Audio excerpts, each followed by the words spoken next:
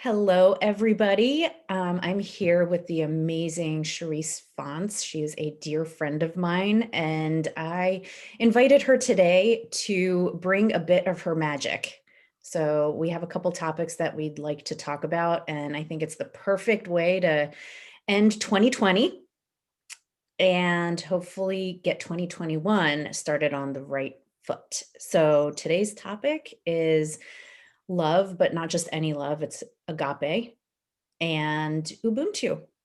So before we dive in, Charisse, is there anything that you would like to say? Hi, I'm super excited to be here and talk about those two things. I think they're very timely and important, and I'm super excited to share space with you and your group today. Thank you so much. For those of you who are not familiar with Charisse, she brings magic to the workplace and to individuals by creating a safe space and environment to help cultures thrive. But the things that she brings and the magic that she brings, while it's not just knowledge and experience, it is love and Ubuntu. So she is, to me, an expert in this. And as we're all continuing to learn everything every day, this is something that the world needs to hear. So let's dive in. Love. Agape is the highest form of love, but C.S. Lewis kind of broke it down many years ago into four aspects of love. And it's storge, philia, eros, and then agape. Storge is an empathy bond. It's a friendly love and an appreciation for someone else. There's a connection. Philia is the strong friendship that you have with people. It's the one that sometimes is stronger than, family bonds. People and family that you meet aren't necessarily or don't necessarily share the same DNA. Eros is romantic love. And then from there, we have agape, and agape is divine love. And all of us have that within us. It is the deepest self love, it's the caring for ourselves, it's the direct connection to source or God, whatever you call the universe. It's that great love that created and appreciates our singular nature, our uniqueness, and who we are. We were created, each one of us, for a very divine purpose, but that comes and stems from love itself. Um, so when we look at 2020 and everything that happened through it, I think the greatest piece that came out for a lot of people without even using the word love, Mhm. right? It came through transformation, evolution. And I think the ending for many is finding love, but not just love from the outside world. You have to turn inwards and love yourself before you can love others. But that inner love starts with that connection to source and understanding that you are very special. And I do want to kind of punt this over to you, Charisse, because you're surrounded by unicorns. And I'd love for you to talk a little bit about that magic that is centered and grounded in love and what that can do for others and what you've seen specifically when that is brought into the workspace. Yeah, I mean, I think we've all at some point had our introduction to love and agape, I believe, and I do believe we get multiple introductions to it in different parts of our lives, and it's just about being connected, as you say, like to that source, to God, to the universe, in order to recognize that. And when we are disconnected, it starts to cause discord in our lives, and we don't really know what's going on, and you can't give what you don't have, and so the world is really thrives with that enthusiastic infusion of love. And so I love how you talk about agape, because agape love can be in a workplace and transform a workspace, because it essentially is allowing you to accept that humanity portion of someone without all of the conditions. Agape reminds me of like unconditional love. There is no condition to my love for you, and there is no boundary to the love that I have for you. That doesn't mean you don't create healthy boundaries. I think that that also is very much a part of love. But when you look at the workplace, if you can just see each person as human and just love from inside outwards, it just transforms the way people show up, how they feel safe, how they feel heard, seen, and witnessed. And you're able to cultivate a space without really knowing you're creating a completely different business ecosystem where it's, yes, we do business, but we are human in that business. I love that you said that and that you brought up unconditional love, Mm, because I think most people have experienced conditional love. mm, Absolutely. Even in families, it's mhm. conditional based on how you fit in and what you say and who you are. Yep. Um, but true unconditional love means a full acceptance of the whole self, mind, body, soul, who you are, how you are present. Yeah. And I think that's the perfect segue into Ubuntu. Mm, So this word was new to me. My husband mentioned it a few months ago, and it led me to speaking about it publicly, which brought you to me, and into my life in a more full capacity, yeah. which I am so incredibly grateful for, because I've learned so much from you in these few, very few short months that I've Go known you. longer. It's amazing. And I feel like I've known you forever. Likewise, likewise. Man, I remember when so I recently just learned about Ubuntu, but when I first heard it, I was like, that's it. I heard it from a documentary that Doc Rivers, the coach, the LA Clippers, and also the Boston Celtics. And he talks about how Ubuntu was um, introduced when he was coaching the Boston Celtics. And the team had a 22-year drought of championships. And the Boston Celtics historically only won championship banners, not division, not semifinals, just all around the room. And so he wanted to figure out a way, now that he had this really all-star team, to bring them together because they just weren't making it happen. They were just not coming together. And he talks about how a lady was like, Ubuntu, look up the word. It's not a word, it's a lifestyle. And so he did a lot of deep dive, and he talks about this in this documentary. And the history of Ubuntu comes from South Africa as they were exiting the apartheid, which is worse than segregation. And it lasted until like 1994. So essentially, you could be white and black and be punished for being together under this apartheid. But at the same time, you could go to the United States and nobody would look at you any kind of different way. And so this was a very treacherous time in the South African culture. And so when the apartheid ended, they used the concept of Ubuntu, I am because we are, to really heal the nation and bring people together. And Desmond Tutu talks about um, we learn to be human from another human. And um, and I just love that concept because we learn our humanity from other humans. And which means to me is all the problems that we have in this world can be solved by just showing up as a better human, because someone is going to replicate your humanity. And so I really love that piece of it. And then it goes a step further and says, you know, also, while we're at it being human, I can't be threatened by your greatness because you're good. I am great because you are great. So it really does take that concept of I am because we are um, in tandem.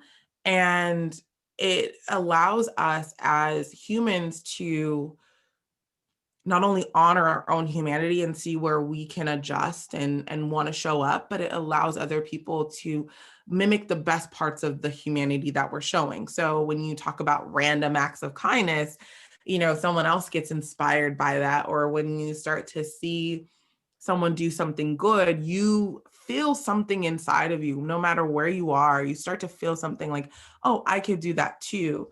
And it's just a beautiful word. It's a beautiful lifestyle. It really is a lifestyle that you practice lifelong. And if it can heal the nation of South Africa with everything that they had gone through, it can heal us as a nation, and it can also transform a workplace. There's so much beauty and absolute truth in what you said. And thank you for defining it and helping others to hear it Mm, and hear the love in your voice and in the language that you're using, because that energy transforms. Ubuntu in the workplace, Ubuntu at home as a lifestyle. I'm very happy that you said as a lifestyle, it makes a huge difference. I think mm, back over the past 20 plus years, just my own journey. yeah. And a lot of it was about growing as quickly as possible, like trying to climb that career ladder. That's what I Mm, was taught. That was my norm. And that was the expectation of me and that I set of myself. So when I would see someone who was an amazing unicorn, mm, jealousy would come up. mm, Instead of appreciating that that excellence and that I saw in someone else and was jealous of, mm, that I could learn and that I had my own gifts. And it's okay for me to yeah, have my gifts yeah, because together we are stronger. yeah, As a community, we are stronger. So, where I am today and where I think people can be, especially in a workplace, is yeah, to embrace the differences, to bring unconditional love for everybody. You're right, there still needs to be healthy boundaries. And as people still grow and they're transforming, yes, we have that. But when you love someone with agape, yeah. it's pure and unconditional love for everyone around you. You appreciate the differences. You appreciate the other person's journey. Mm, We're not all on the same path. We are all in different points in our path, but we're all continuing to learn. yeah, Every day we learn something new, if we allow ourselves to learn and open our eyes to that possibility to be able to learn. But Ubuntu, it's I know I read something, there's so many different definitions. It's like the word aloha. There's mm. 20 plus definitions of how you can interpret it. Yeah, Um, but there's all love based in it. No matter what definition you end up using, Ubuntu is very similar, I think, in that sense. The ultimate, the simplified version of it, I yeah, am because we are. yeah, We are stronger together.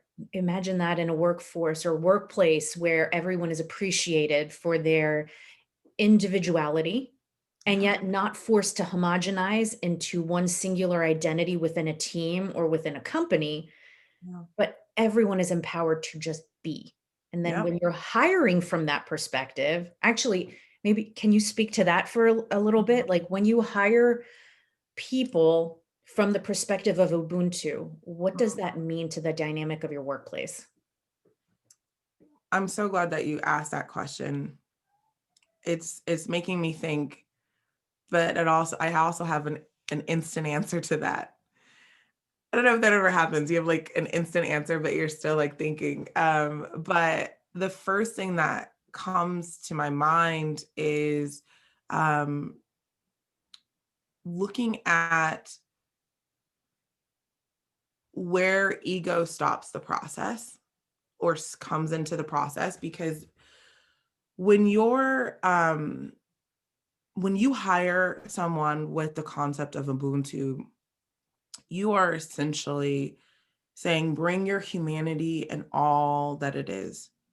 And I will create a space that allows you to grow and thrive beyond your KPIs, your OKRs, your goals and company metrics.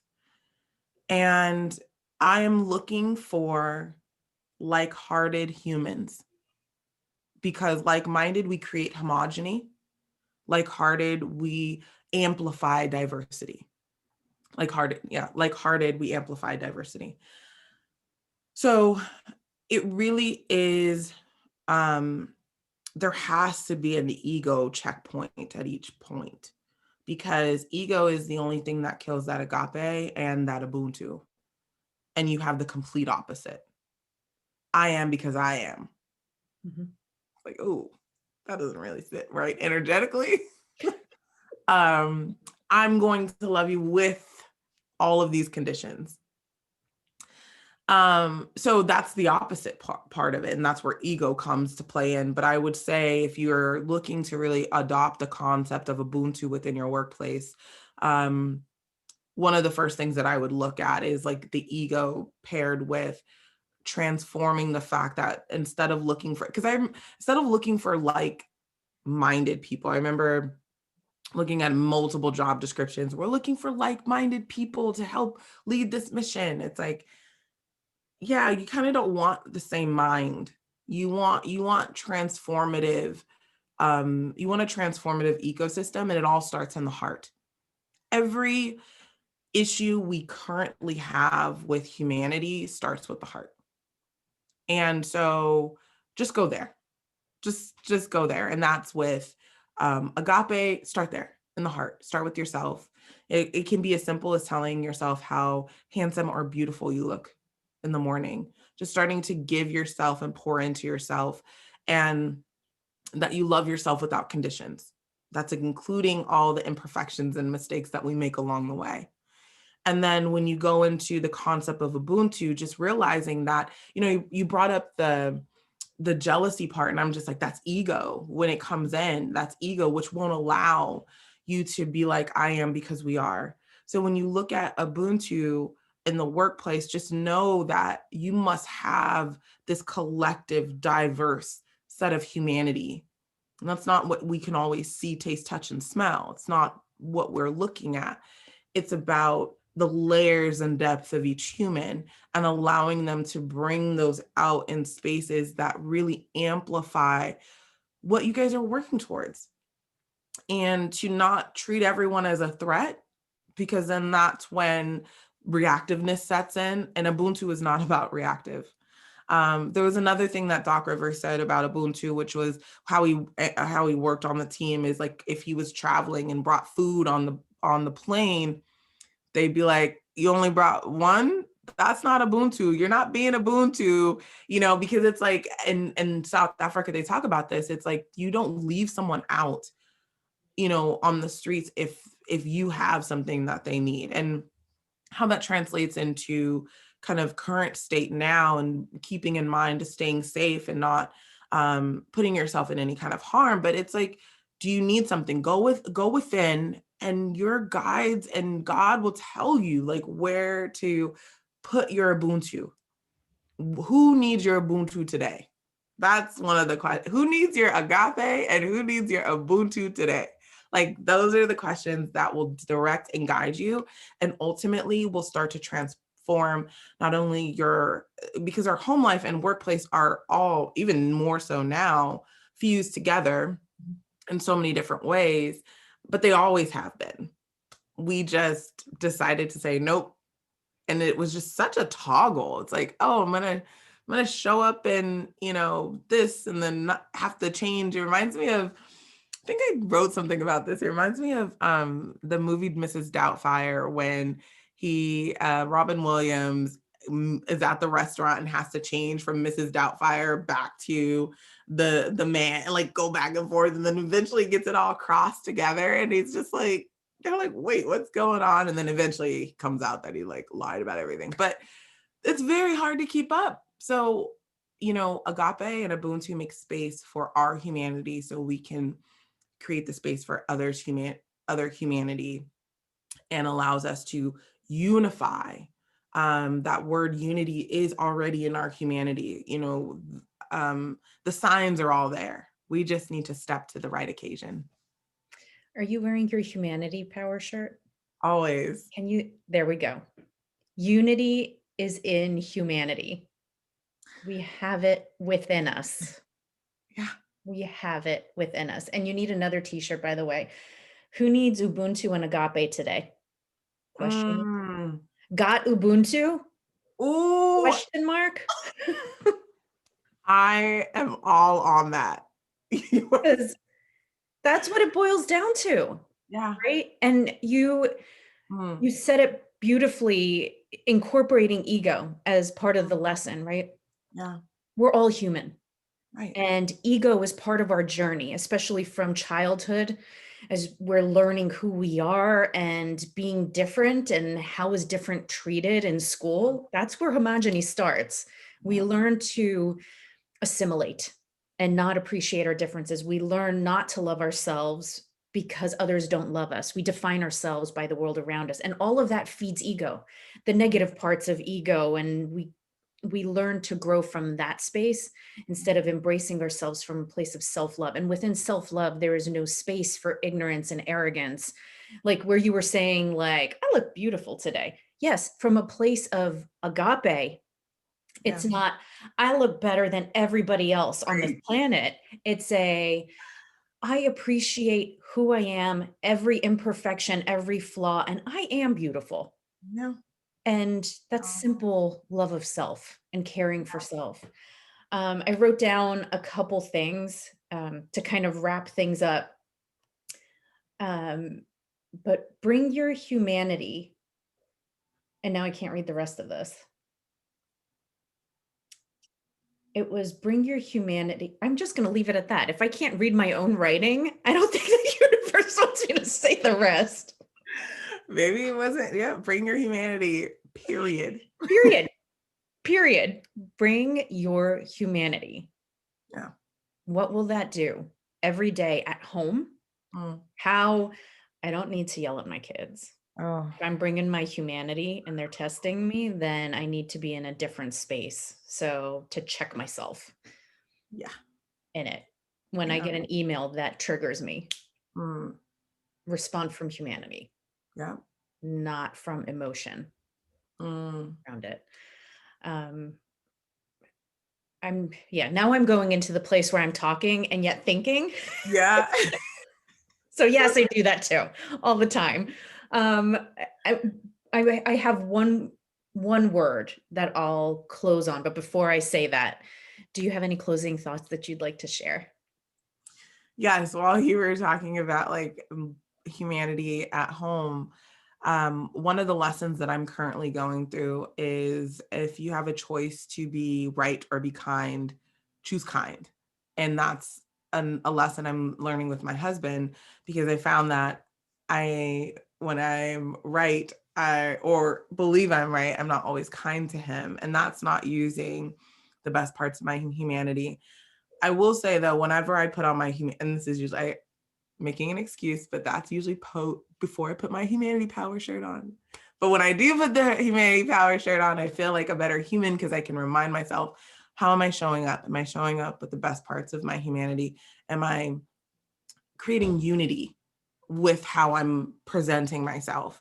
And not that everything needs to be buttoned up and perfect. It's really not that hard. It's a heart thing. So is my heart attuned to the humanity that I believe in, that Ubuntu, that agape? And so for me, it's like when I put this shirt on, I feel like a better human, that I'm representing humanity, and I choose to uphold as such. So um it's a lesson. There are days where I am not Ubuntu, and there are days where I do not uphold the best parts of my humanity, but that in itself is what makes me human. And the journey and being aware of that is where we should not get caught up in the things that we're not doing well, but just being able to understand and see them. We're already ahead of the game. So if anyone's going along that journey, just keep going. Do not give up. Do not be like, oh, I made 3 mistakes today. It's done. No, your humanity is never done. Don't be done with humanity because humanity is never done with you. That was beautiful. And also, that's where agape steps back in. Mm, When we love ourselves and accept ourselves fully, the way divine source or the universe accepts every single one of its creations, mm, then when we make, I mean, for me, I don't use the word mistake. We never make a mistake. It's a lesson. It's a yeah. lesson learned, and then we grow from it. But whenever we're not our best selves and we reflect on that, if we're coming from a space of agape, we forgive ourselves in that moment. We learn from it, and then we use that lesson moving forward Mm, to become our best selves every day, however that is. yeah. Some days are better than others, but that's okay. We're human. So if somebody wants to reach out to you, what's the best way for them to learn a little bit more about you and or get in contact with you? Yes, the best way to reach me is on LinkedIn. I'm always on there, or you can email me, charissefonts@gmail.com. And that's the best way to contact me. I'm also on Instagram, but I'm not very good at it. So, but you can find me at Charisse Fonts on Instagram. It's not private, so you can see what I've been up to. Awesome. People, you need to follow Charisse's adventures. There's some really cute adventures and some interesting, fun, amazing news coming up in Q1 and Q2 of 2021. For sure. Um, so on that note, I will close out on the word, which is a hyphenated word, Hmm. but it's one that you pointed out to me earlier this year and you mentioned in the course of this conversation, and it's something I think all of us can reflect on. Like-hearted. Hmm. What does that mean when we're like-hearted? How does that make us present in all of our interactions with people? And when we combine that with Agape and Ubuntu, how are we bringing humanity into our lives every day? So, on that note, I wish all of you a blessed holiday season and lots of Agape and Ubuntu into 2021. Thanks, everyone.